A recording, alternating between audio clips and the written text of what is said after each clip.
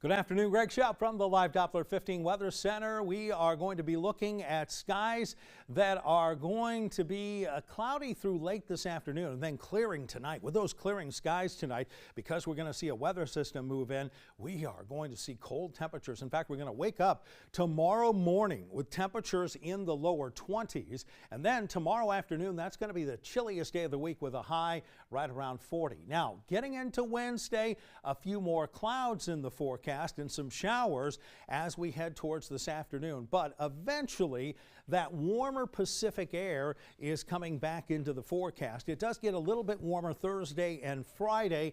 And then for the weekend, right now, it looks like it is going to be dry and much more mild.